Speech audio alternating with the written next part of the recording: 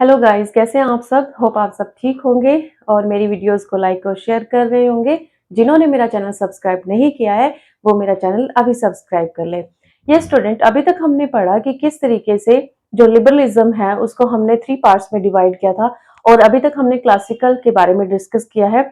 उसमें हमने क्लासिकल को 2 टाइप से डिवाइड किया था, जिसमें हमने पॉलिटिकल डायमेंशंस और इकोनॉमिक डायमेंशंस के बारे में बात की थी। पॉलिटिकल डायमेंशन जो है वो जॉन लॉक ने उसके बारे में एक्सप्लेन किया है और इकोनॉमिक्स के बारे में एडम स्मिथ ने एक्सप्लेन किया है। जॉन लॉक जो है वो क्या कहते हैं कि एक लिमिटेड गवर्नमेंट होनी चाहिए। सीमित सरकार के बारे में उन्होंने कहा है कि लोगों के लिए एक लिमिटेड गवर्नमेंट होनी चाहिए। क्यों होनी चाहिए? देखिए, जो नेचुरल राइट्स हैं उनके बारे में उन्होंने बताया था कि किस तरीके से जो लिमिटेड गवर्नमेंट है उनके अधिकारों की रक्षा करेगी और अगर वो उसके अधिकारों लोगों के अधिकारों की रक्षा करने में असफल होती है तो लोगों को क्या करनी है, समुदाय में कम्युनिटी में रहकर एक क्रांति कर देनी है, रेवोल्यूशन कर देनी है और फिर से एक नई गवर्नमेंट बनानी है जो उनके हितों की रक्षा कर सके। उसी तरीके से एडम स्मिथ के बारे में हमने पढ़ा। वो क्या कहते हैं कि इकोनॉमिकली हर इंसान को अपनी ग्रोथ करने का राइट है। और वो किस तरीके से है स्टूडेंट कि जो मतलब उन्होंने बताया था कि व्यापार है वो सिर्फ अमीर लोग ही ना करे, पूंजीपति लोग ही ना करे, गरीब लोग भी व्यापार करना शुरू कर दे और अपना ग्रोथ एंड डेवलपमेंट करना उन्होंने मतलब वो उनको बताते हैं कि किस तरीके से आपने स्टार्ट कर देना है। और जो एडम स्मिथ है उनकी बुक का नाम है वेल्थ ऑफ नेशन, जो वेरी इंपॉर्टेंट है। और इसी तरीके से स्टूडेंट अभी तक हमने यही सब पढ़ा था। अब हम आगे डिस्कस करते हैं। So let's start.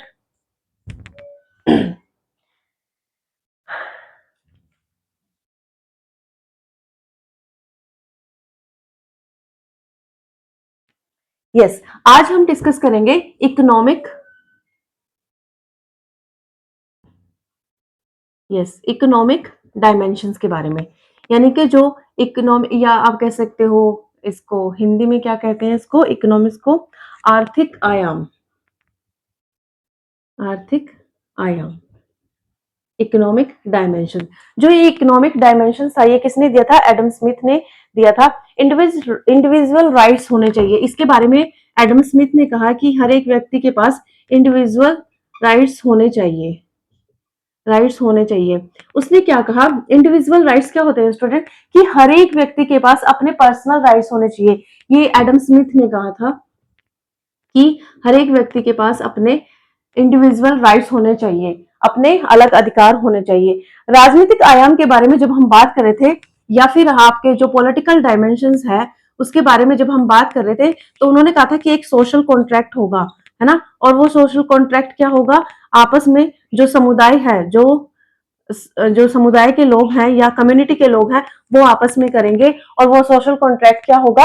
आपस में एक दूसरे के साथ होगा। वो एक ऐसी लिमिटेड गवर्नमेंट बनाएंगे जो उनके अधिकारों की रक्षा करेगी। तो इस तरीके से जो पॉलिटिकल आपका जो ये था डायमेंशन था, इसके बारे में हमने डिस्कस किया था।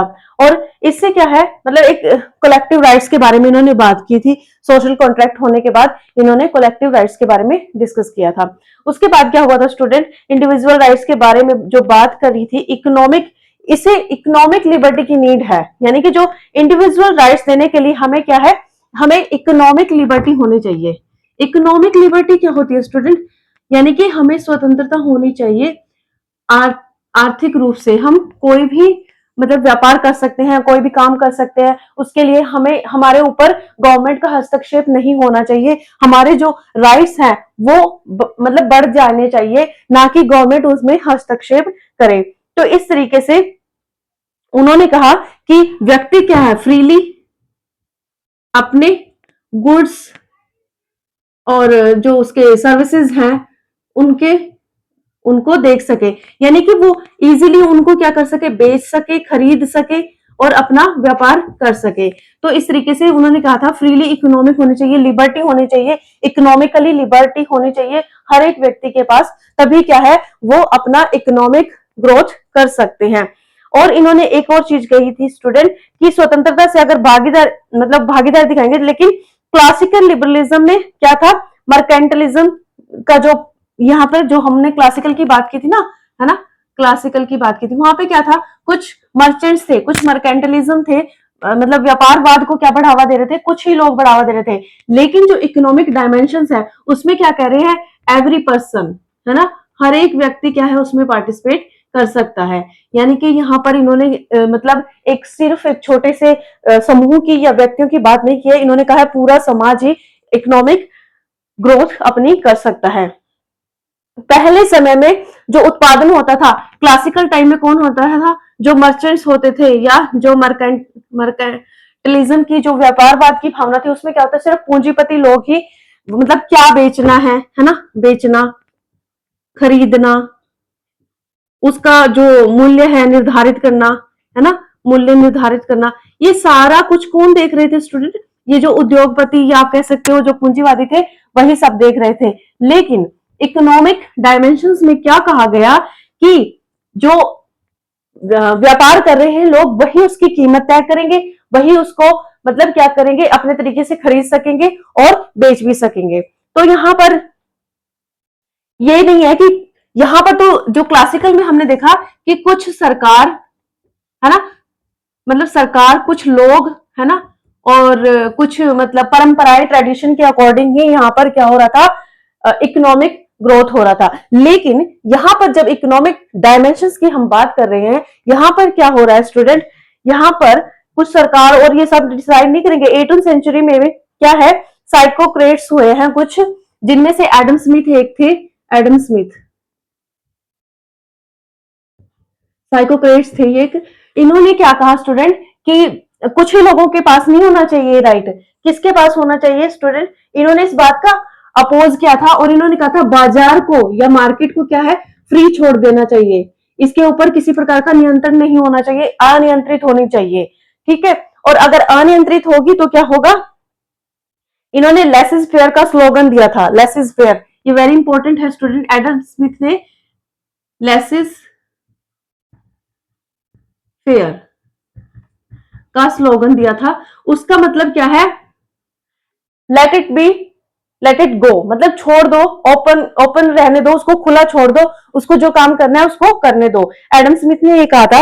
एडम स्मिथ की मतलब जो बुक थी, उन्होंने आगे चलकर इसके बारे में एक बुक लिखी थी, वेल्थ ऑफ नेशन। ये जो वेरी वेरी इंपॉर्टेंट है book, wealth of nation, Adam Smith ने लिखी थी ये। ठीक है, और ये कब लिखी गई थी स्टूडेंट, ये लिखी गई थी 1776 में। इसका ईयर पूछ लिया जाता है कई बार, 1776 में। ये क्वेश्चन इंपॉर्टेंट है। लेसिस फेयर के बारे में किसने बताया था, एडम स्मिथ ने बताया था। और आपका जो मर्केंटलिज्म है उसके बारे में, ये जो क्लासिकल थ्योरी में हम पढ़ते हैं मर्केंटलिज्म के बारे में। उसके बाद क्या है स्टूडेंट, जो मर्चेंट्स थे, कुछ मर्चेंट्स थे, उन्होंने क्या किया, इस थ्योरी को आगे बढ़ाया। उसके बाद जो इनकी बुक थी, इन्होंने क्या कहा कि बाजार पर जो मार्केट है उस पर क्या है, कुछ ही लोगों का क्या है, नियंत्रण नहीं रहना चाहिए। मतलब किनका नियंत्रण होना चाहिए, इसके बारे में इन्होंने बताया अपनी बुक में, वेल्थ ऑफ नेशन में। क्या कहा स्टूडेंट कि बाजार खुद का नियंत्रण खुद करेगा, व्यक्ति नहीं करेगा।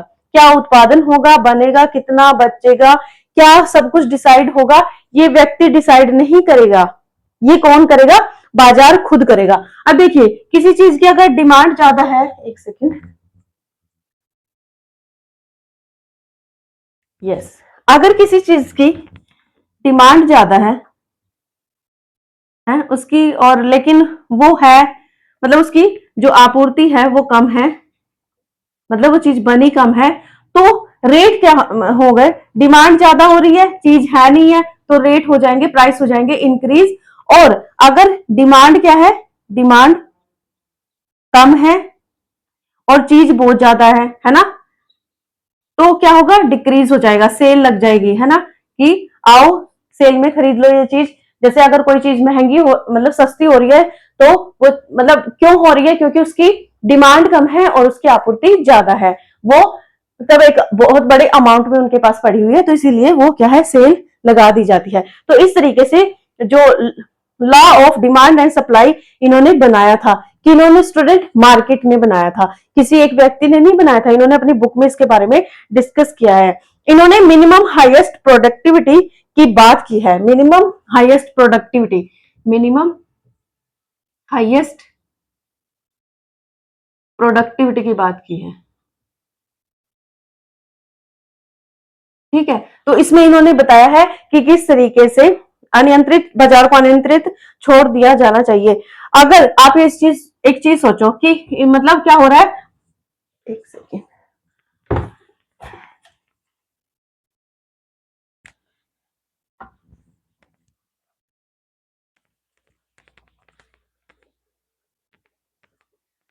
ये स्टूडेंट, अगर क्या हो रहा है,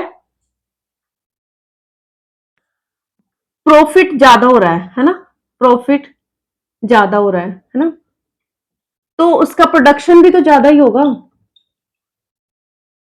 देखो अगर कोई चीज मार्केट में ज्यादा बिक रही है तो उसको हम बार बार बनाएंगे ना, लेकिन अगर कोई चीज बिक ही नहीं रही तो हम उसको क्या करेंगे, नहीं बनाएंगे।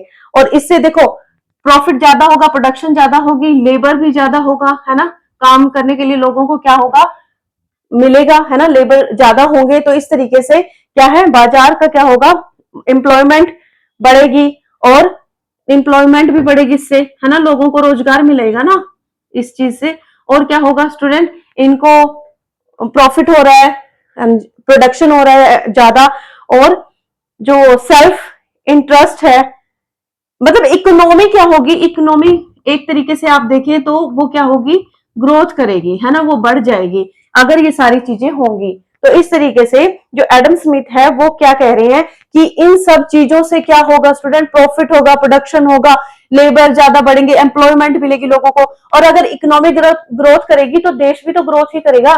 तो यहाँ पर एडम स्मिथ क्या कह रहे हैं कि सरकार के हस्तक्षेप को बिल्कुल ही बंद कर दिया जाना चाहिए, और यही वाला फॉर्मूला ये इंटरनेशनल लेवल पर भी अप्लाई करना चाहते हैं कि देखो मान लीजिए इंडिया के पास क्या है, स्टील है ना, तो इंडिया को स्टील क्या करना चाहिए, सेल करना चाहिए, बेचना चाहिए, है ना।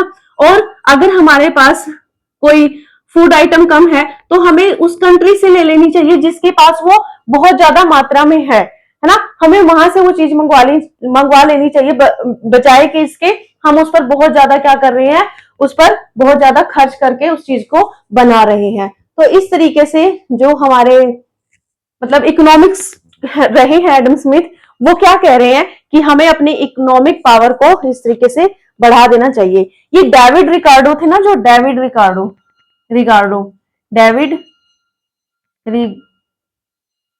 रिगार्डो, ठीक है, डेविड रिकार्डो ने क्या कहा था स्टूडेंट कि कंपैरेटिव एडवांटेज थ्योरी, इन्होंने ये थ्योरी दी थी स्टूडेंट जिसका नाम था कंपैरेटिव एडवांटेज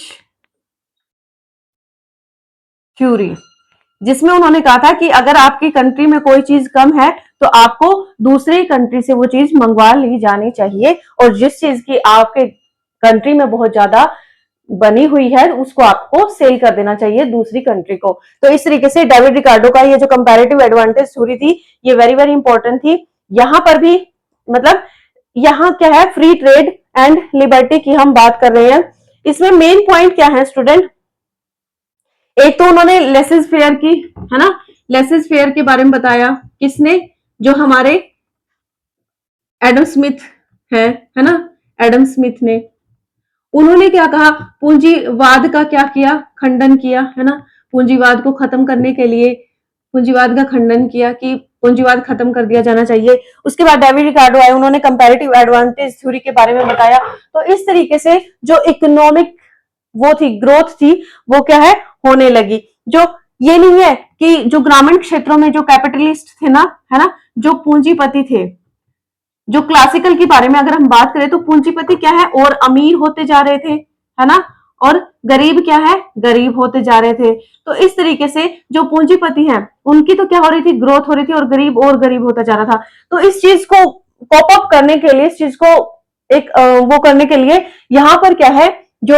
एडम स्मिथ है उन्होंने बताया कि इकोनॉमिकली क्या है, हर एक व्यक्ति को फ्री छोड़ देना चाहिए, मार्केट को फ्री छोड़ देना चाहिए, लिबर्टी होनी चाहिए लोगों के पास, जिससे क्या कर सके, वो अपना डेवलपमेंट कर सके। तो इस तरीके से ये जो हमारा इकोनॉमिक्स का जो इकोनॉमिक के बारे में था। एक और चीज यहाँ पर, एडम स्मिथ को इनविजिबल हैंड काम नहीं करता, यहाँ पर एक अदृश्य हाथ के बारे में बात की है, किसने, एडम स्मिथ ने। ये इंपॉर्टेंट क्वेश्चन है स्टूडेंट, अदृश्य हाथ, इनविजिबल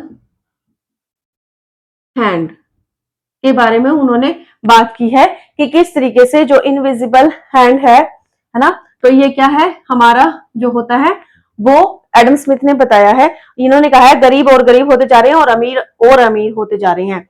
तो इस तरीके से कुछ चैलेंजेस भी आए थे, जिसमें क्या है student, challenges of classical liberalism, इसके बारे में डिस्कस कर लेते हैं थोड़ा सा।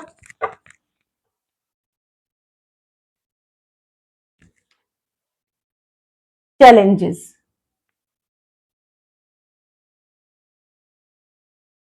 क्या चैलेंजेस थे स्टूडेंट, जो हाँ जी, जो चैलेंजेस थे वो एक तो इसके सपोर्ट में थे कुछ लोग, है ना, सपोर्ट्स में थे, है ना, और कुछ इसको क्या करते थे, इसको वो करते थे, मतलब इसका सपोर्ट नहीं करते थे, क्या करते थे उसको, यो अगेंस्ट थे, इसके सपोर्ट नहीं कर रहे थे, इसके अगेंस्ट थे, किसके, लिबरल क्लासिकल लिबरलिज्म के अगेंस्ट थे। ठीक है, इसमें जो इसका सपोर्ट करते थे स्टूडेंट वो कौन थे, सामाजिक, आप इनको कह सकते हो डाइवर्निज्म, हर्बर्ट स्पेंसर थे, इसको सपोर्ट कौन करते थे, हर्बर्ट स्पेंसर। और जो इसके अगेंस्ट अगेंस्ट थे वो कौन से थे, वो थे आपके उपयोगितावादी, उपयोगितावादी थे।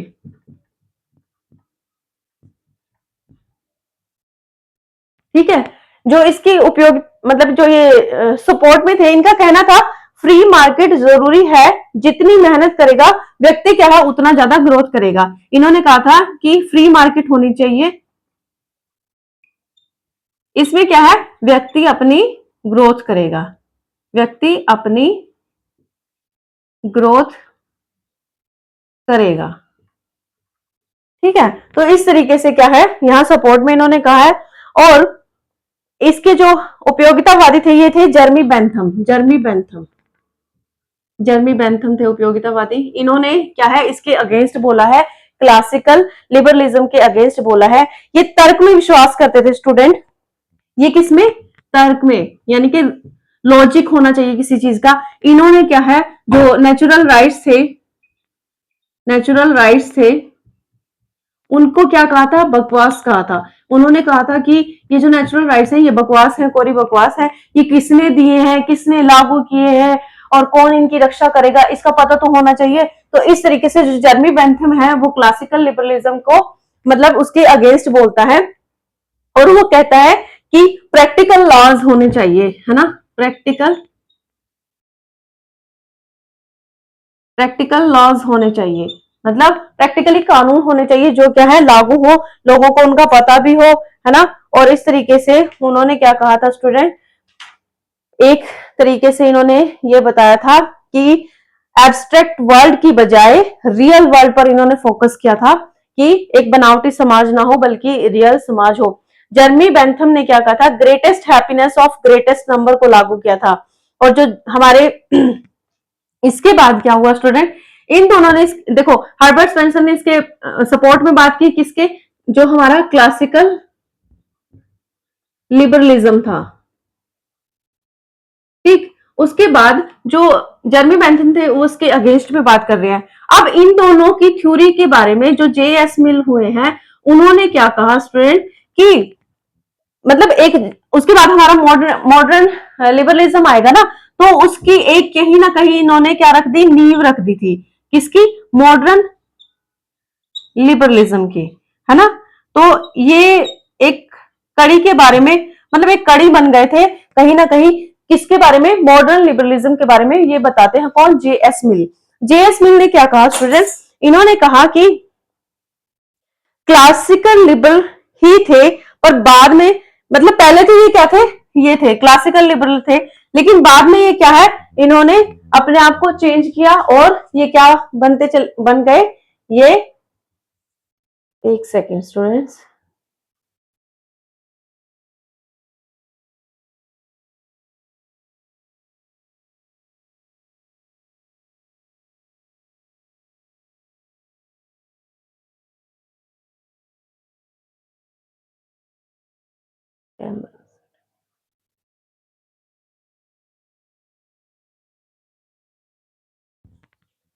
यस, तो इन्होंने क्या किया, पहले तो क्लासिकल लिबरल ही थे, पर बाद में जब इन्होंने बुक लिखी थी ऑन लिबर्टी, इसमें इन्होंने ऑन लिबर्टी में मतलब अपने विचार रखे थे कि सबके पास क्या है, स्वतंत्रता होनी चाहिए। इनकी बुक का नाम है ऑन लिबर्टी। और उसके बाद क्या हुआ, जेएस मिल को ब्रिटिश संसद में 1865 को क्या किया गया, एज अ मेंबर सेलेक्ट किया गया, ब्रिटिश संसद में एज अ पार्लियामेंट मेंबर, मतलब इनको चुना गया था ब्रिटिश पार्लियामेंट में। और वहां पर उन्होंने क्या किया था, डायरेक्टली वर्किंग क्लास को देखा और निष्कर्ष निकाला, केवल सरकार ही इन अधिकारों की सुरक्षा कर सकती है। मतलब जब ये वहां पर बैठे गवर्नमेंट में, जब वहां पर संसद में बैठे, तो इन्होंने कहा कि जो गवर्नमेंट है ना, वही कहीं ना कहीं इनके अधिकारों की रक्षा कर सकती है। ये किसने कहा, जेएस मिल ने कहा। उसके बाद जो जेएस मिल है ना, ये इंडिविजुअलिटी, देखो जो जेएस मिल है ना, इन्होंने 2 वर्ड दिए थे, 2 वर्ड के बारे में इन्होंने बताया था।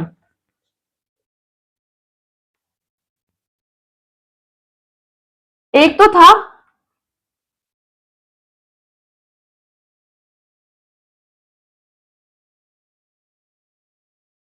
इंडिविजुअलिटी और दूसरा था इंडिविजुअलिज्म।